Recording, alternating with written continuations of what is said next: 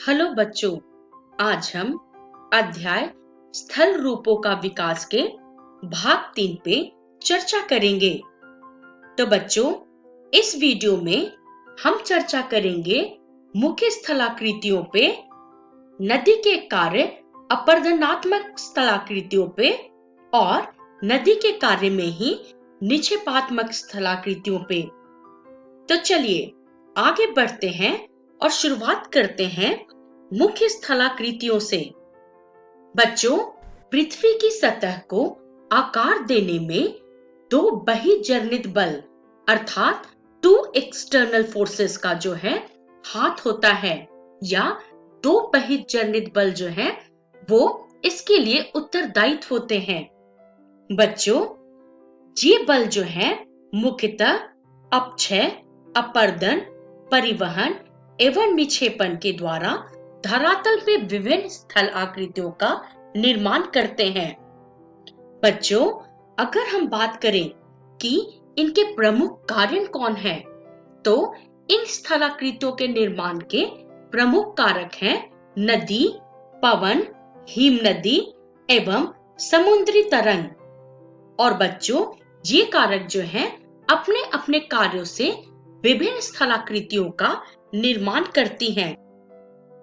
तो चलिए आगे बढ़ते हैं और अब हम चर्चा करेंगे नदी के कार्य पे। बच्चों, नदी के मुख्यतः दो कार्य होते हैं, या आप कह सके तो नदी द्वारा बनाई गई स्थलाकृतियां जो होती हैं वो दो प्रकार की होती हैं। पहला अपरदनात्मक और दूसरा निक्षेपात्मक। बच्चों, अपरदनात्मक स्थलाकृतियां तब होती हैं या तब बनती हैं जब नदियां जो हैं युवावस्था में होती हैं। इस समय नदियां जो हैं पहाड़ी भाग से होकर गुजरती हैं, जिनके कारण उनकी गति जो है वो तेज होती है और इसी कारण से काट छाट की जो क्रिया है वो भी तेजी से होती है।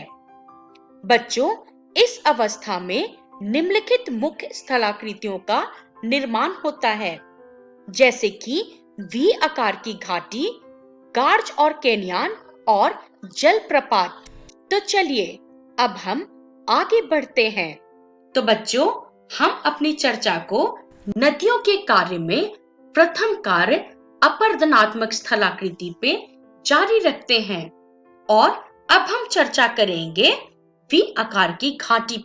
जैसा कि हम पिछले स्लाइड में चर्चा कर चुके हैं कि जब नदियां युवावस्था में होती हैं तो वो बहुत तेज गति से आगे बढ़ती हैं और अपने आसपास के जगहों को बहुत तेजी से काटती छाटती जाती हैं। तो बच्चों, जब नदियां अपने अगल बगल की चट्टानों को सीधी काटती हैं तो इस प्रकार एक घाटी का निर्माण होता है जो अंग्रेजी के वी अक्षर जैसा दिखता है, जैसे कि आप इस चित्र में देख सकते हैं। चलिए अब हम बात करते हैं जलप्रपात पे। बच्चों, नदियों का पानी जब ऊंचाई से दूसरी गहरी घाटी में गिरता है तो जलप्रपात का निर्माण होता है। बच्चों, कर्नाटक का जोगो और झारखंड का हुंडरू कुछ ऐसे जलप्रपात हैं जो विश्व विख्यात हैं।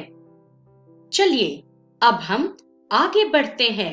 आगे बढ़ते हुए हम नदियों के कार्य में अपरदनात्मक स्थलाकृतियों पे चर्चा करते हुए अब हम चर्चा करेंगे गाज्र और कैनियन पे।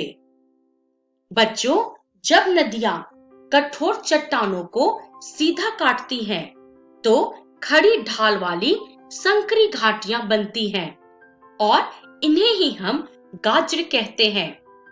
और जब घाटी लगातार अपरदन से चौड़ी हो जाती है तो ये कैनियन का रूप ले लेती है।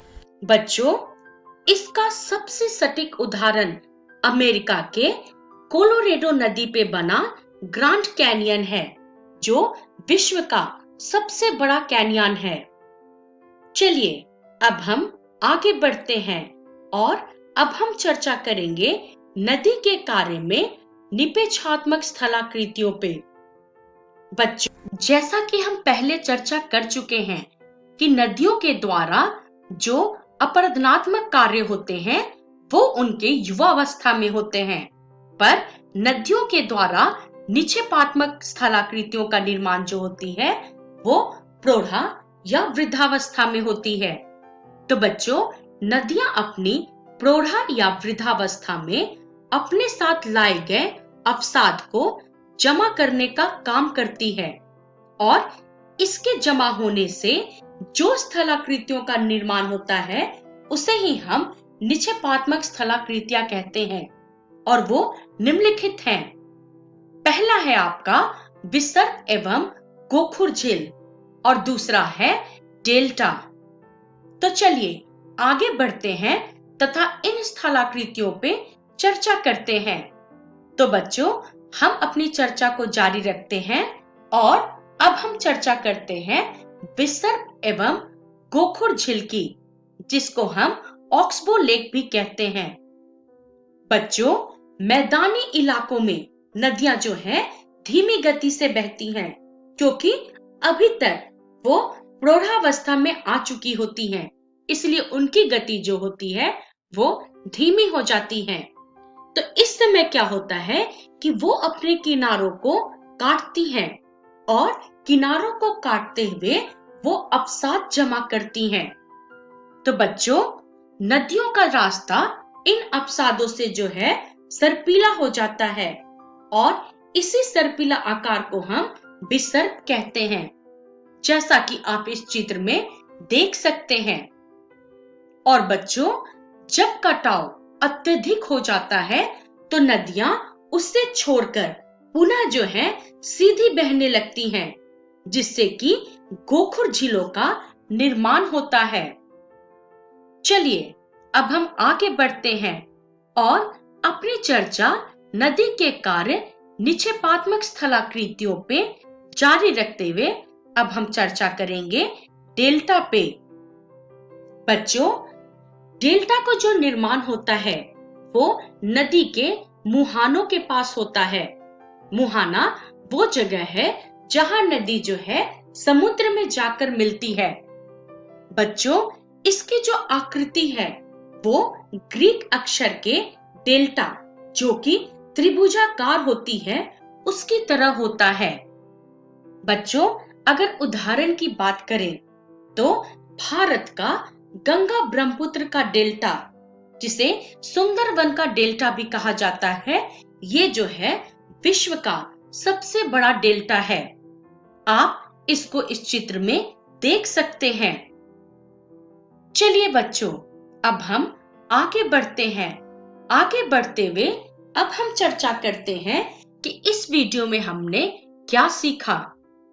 तो बच्चों, इस वीडियो में हमने चर्चा की मुख्य स्थलाकृतियों पे और इसके अलावा हमने नदी के कार्य, जो कि दो थे, अपरदनात्मक स्थलाकृति और दूसरा निक्षेपात्मक स्थलाकृति, इन दोनों पे चर्चा की। बच्चों, इनका जो था रेफरेंस वो है भूगोल कक्षा 7 की पाठ्य पुस्तक। और अगली वीडियो में हम चर्चा करेंगे पवन के कार्य पे। इसके अलावा हम हिम नदी के कार्यों पे भी चर्चा करेंगे और साथ ही साथ हम समुद्री तरंग के कार्य पे भी चर्चा करेंगे। तो बच्चों, इस वीडियो के लिए इतना ही। हम फिर मिलेंगे, तब तक के लिए धन्यवाद।